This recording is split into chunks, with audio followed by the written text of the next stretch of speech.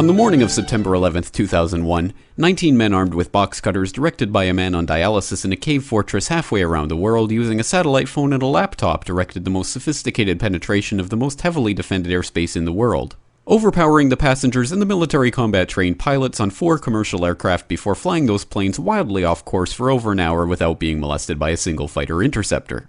These 19 hijackers, devout religious fundamentalists who like to drink alcohol, snort cocaine, and live with pink-haired strippers, managed to knock down 3 buildings with 2 planes in New York. While in Washington, a pilot who couldn't handle a single-engine Cessna was able to fly a 757 in an 8,000-foot descending 270-degree corkscrew turn to come exactly level with the ground, hitting the Pentagon in the Budget Analyst Office where DoD staffers were working on the mystery of the $2.3 trillion that Defense Secretary Donald Rumsfeld had announced missing from the Pentagon's coffers in a press conference the day before, on September 10th, 2001. Luckily, the news anchors knew who did it within minutes. Osama bin Laden. The pundits knew within hours. Osama bin Laden. The administration knew within the day. Terrorists who committed these acts and those who harbor them. And the evidence literally fell into the FBI's lap. That a hijacker's passport was found blocks from the World Trade Center crash site, if you can believe that. But for some reason, a bunch of crazy conspiracy theorists demanded an investigation into the greatest attack on American soil in history. That investigation was delayed, underfunded, set up to fail, a conflict of interest, and a cover-up from start to finish. It was based on testimony extracted through torture, the records of which were destroyed. It failed to mention the existence of WTC-7, Able Danger, P-TECH, Sibel Edmonds, OBL and the CIA, and the drills of hijacked aircraft being flown into buildings that were being simulated at the precise same time that those events were actually happening.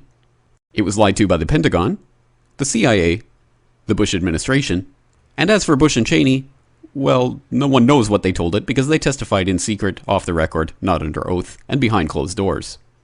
It didn't bother to look at who funded the attacks because that question is ultimately of little practical significance. Still, the 9/11 Commission did brilliantly answering all of the questions the public had, except most of the victims' family members' questions, and pinned blame on all the people responsible, although no one so much as lost their job, determining the attacks were failure of imagination. Because nobody in our government, at least, and I don't think the prior government that could envision flying airplanes into buildings. Except the Pentagon, FEMA, NORAD, and the NRO. The DIA destroyed 2.5 terabytes of data on Able Danger, but that's okay because it probably wasn't important. The SEC destroyed their records on the investigation into the insider trading before the attacks, but that's okay because destroying the records of the largest investigation in SEC history is just part of routine record keeping. NIST has classified the data that they used for their model of WTC-7's collapse, but that's okay because knowing how they made their model of the collapse would jeopardize public safety. The FBI has argued that all material related to their investigation of 9/11 should be kept secret from the public, but that's okay because the FBI probably has nothing to hide. This man never existed, nor is anything he had to say worthy of your attention, and if you say otherwise, you are a paranoid conspiracy theorist and deserve to be shunned by all of humanity. Likewise him, and her, and her, and her, and him.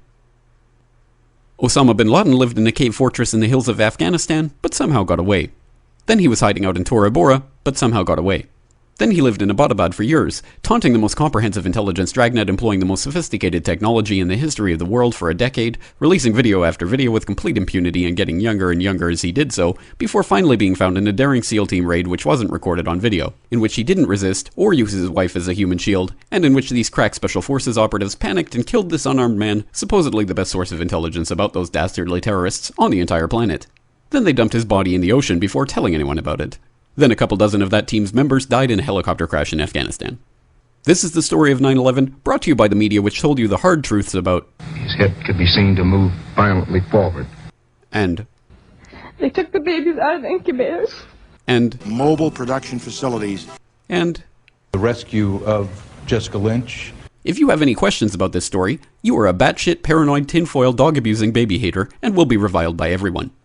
If you love your country and or freedom, happiness, rainbows, rock and roll, puppy dogs, apple pie, and your grandma, you will never ever express doubts about any part of this story to anyone. Ever. This has been a public service announcement by the Friends of the FBI, CIA, NSA, DIA, SEC, MSM, White House, NIST, and the 9/11 Commission. Because ignorance is strength.